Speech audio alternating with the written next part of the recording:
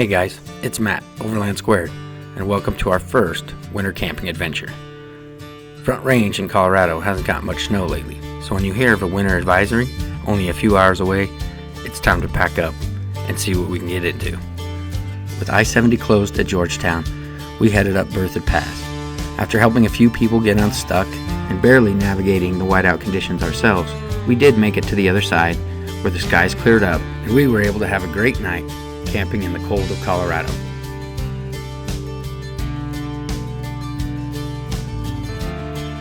I've lived in Colorado my entire life, and it never ceases to amaze me just how different the weather can be from the Front Range to the mountains. All it takes is a few miles and some elevation.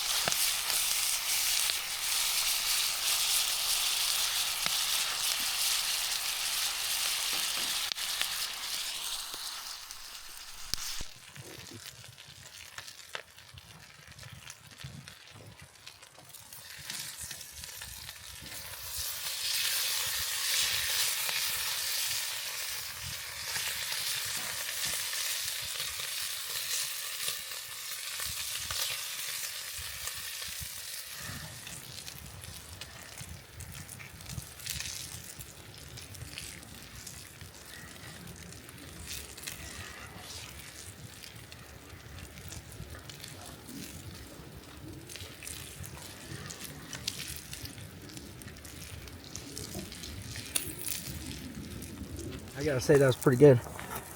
I was just gonna try and see what the temp was now.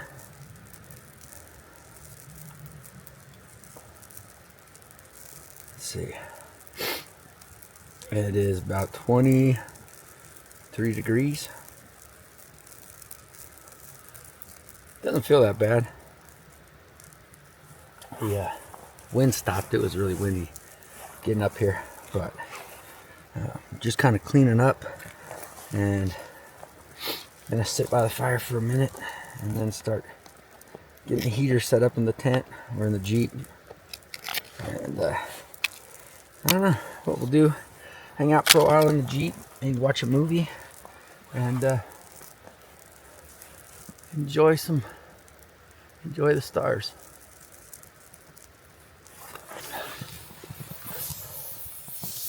Just cleaning up, doing some dishes. Just boiling out this cast iron. Works pretty well for cleaning them. And then everything else kind of put away. And get in the Jeep for the night. Roads were so bad coming in. Coming up over Berthoud Pass was one of the sketchier drives I've done in a long time. And I-70 was closed, and so trying to get up here to get out a night on this the weekend. Made for a long drive up, but sure is pretty out here. It's about 20 degrees out. Supposed to get down to 15 tonight. Got the heater running. It's right now, I think I got it on like 4. Still, favorite thing about this Sunster is it's super quiet. Probably turn it up here in a little bit for a while, or I'm gonna have to get under some more in my actual sleeping bag. But I think it's pretty awesome, and we're gonna call it a night, and we'll catch you guys in the morning, make some coffee, and probably get headed home. We'll see you tomorrow.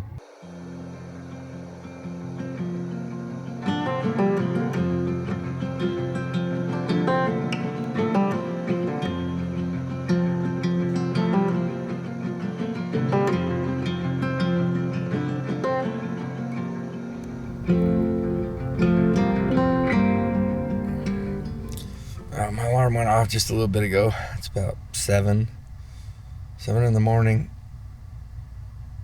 I haven't looked to see what the temperature is yet, because I got no service, and I unhooked the Starlink at night so that it doesn't drain the Jackery battery out. So I'll probably plug it back in and just see what the temp is. Slept pretty good. Definitely warm enough. Ran the heater on 4.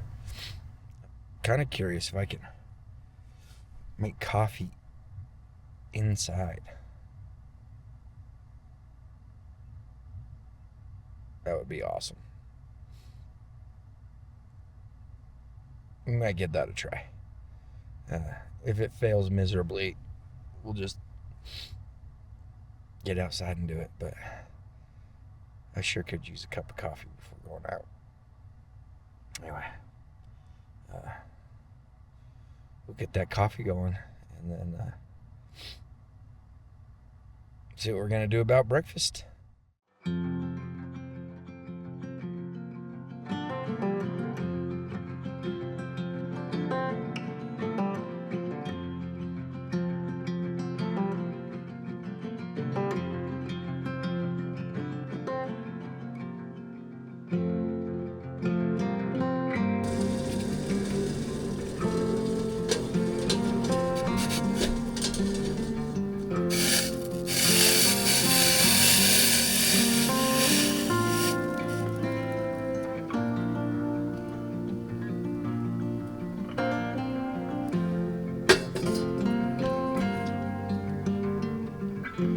It smells pretty good.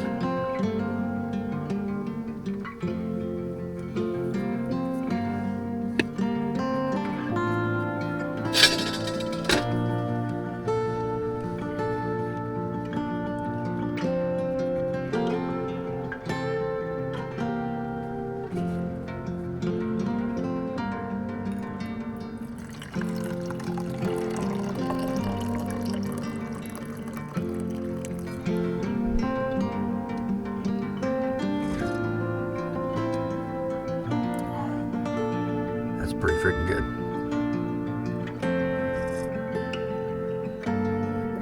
Might just sit here for a minute. I have 2 cups of coffee. Sun's starting to come out. The sky's clearing up. Looks like it's gonna be a nice day. Started cycling down the heater. You can hear it now. One of the big things they said about these is you gotta let them go through their cycle to shut down so they don't get soot build up and can damage them. So letting it do its thing. Weather's not bad at all out, so I think we're gonna stick around, make a little breakfast before we pack up. Maybe even see if we can't try and catch one more fish or a fish before we head home. Yeah, it's kind of pretty out, really nice.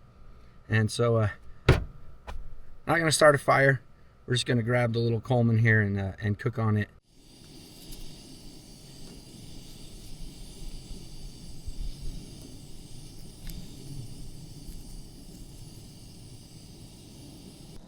So apparently I forgot a spatula, so I guess it's scrambled eggs with a spoon, which is fine for a breakfast burrito, but sometimes I'm like, one time I'd like to not forget anything. That day isn't today.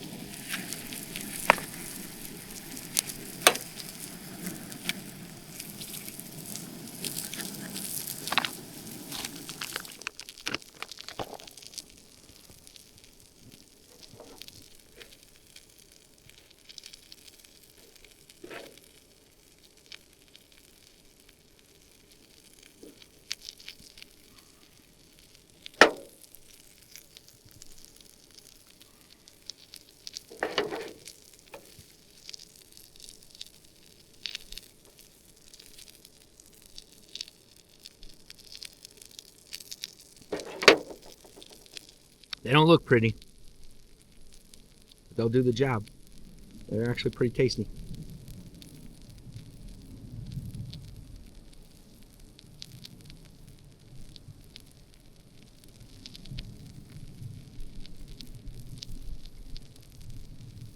We're gonna start breaking everything down and get out of here. Thought I'd give you guys a kind of a look.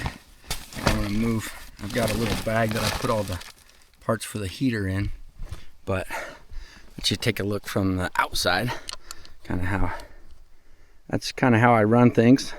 And jackery at the bottom, mattress. I keep a couple extra like old sofa pillows in because I can lean them up against the back seat there and kind of sit up almost like a couch. It makes it pretty comfortable. And then there's the pack out. Right now I haven't attached them to the base because I just built this platform and pulled the seats out not too long ago, and I wasn't sure if I wanted to do it permanent yet. Still haven't quite decided yet. And then just the cooler with the Coleman strapped on top of it. And the nice thing about having the Starlink is I just bring my laptop and I can connect in and do work or work on videos or whatever. My little vent kind of slipped off the side, but I just plumb it through just some old Coroplast plastic that I put a hole in, and it sits up in that seal. But I already kind of started pulling things down. Yeah, heater, Starlink. Again, probably not the best Starlink mount, but you know, when you're doing things kind of on a budget and just learning, like I'm not gonna spend a bunch of money that I don't really have on super nice stuff until I figure out if it's something I really want or if it's useful for me. So a lot of it right now I just kind of build as I go. Did add the I'll see if I can show you the little drop down table. This was something I knew I kind of wanted for times when there isn't somewhere to have a picnic table. I do have an additional table that I can pull out and set up that I got from like REI or something. It works pretty well. So I've tried to do this like 3 times, I think, do a walk around, and every time I forget to hit record, and then I get back to edit the video. I'm like, oh great, I'm gonna be able to put all this in there finally, and nothing. Kind of spin you to the side here. You can see the Jackery solar panels, and I've got one of these bags on each side that I just keep like lights and power cords and ratchet straps and all that good stuff in. Got to have your extinguisher, and I know some people are always curious. I do keep a carbon monoxide detector just in this side bag, and last night when I started the heater, it actually put out, it was up to like 80 CO. Not enough to trigger the alarm, but enough to be a little bit concerning. So just kind of make sure you always have one of those and the batteries are good. Keep my hatchet strapped up, a little spare light. Do have window coverings. I probably should have put those up yesterday. I think it would have helped with the temperature overall in the Jeep. But there are a few little things I've got. Like I picked up this vinyl duct, and I still do want to build another intake and loop the air that's in the Jeep back to the heater instead of pulling the cold air out from it. But just haven't got around to it yet. Just busy. Things happen, and you don't get everything done that you want all the time. But that's the layout. Let me know if you got any ideas for ways to improve it, or if it's something that you run or how you run your setup. But I'm always curious to see what you guys think. I got a feeling some of you know a lot more than I do, and I'm always willing to take some constructive criticism. But we're gonna finish getting packed up.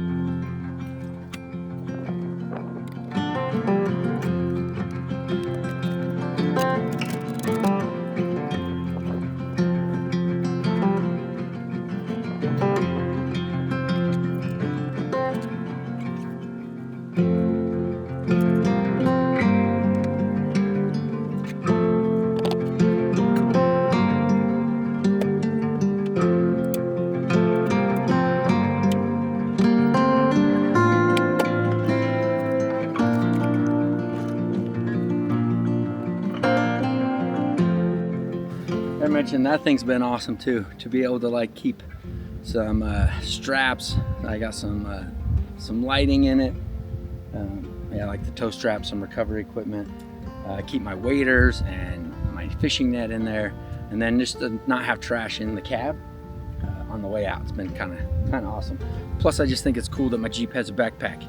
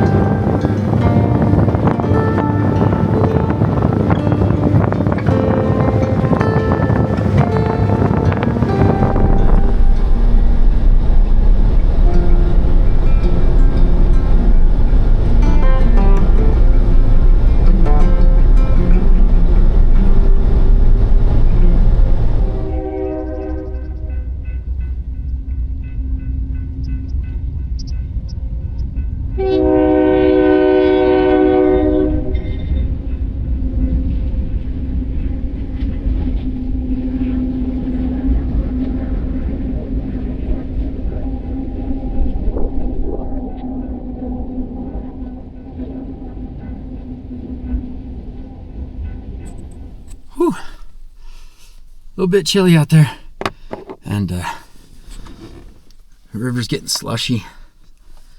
Everything's starting to freeze. Kind of makes it tough to tell if you're getting a bite or if it's just some ice that's floating down. But we might stop one more time. It's only about 25 degrees out, so 25. It says it feels like 22. A little bit chilly, but we'll see. If I get my hands warmed up by the time we get to State Bridge, we might try one more time. But other than that, beautiful area. I actually think I had a couple bites, but like I said, it's just tough to tell. That slush floats by and hooks your line, and it makes it feel like you got a bite, and then you're setting your hook into ice slush. So we'll get warmed up a little bit and maybe give her another go. So we stopped down here at State Bridge and looked around a little bit, but tell you the truth, I'm pretty freaking cold. So I think that's gonna do it for this one. If you would like, subscribe, leave a comment. Love to hear what you guys think about the videos or what we could do next. And as always, be safe. We'll see you out on the trail.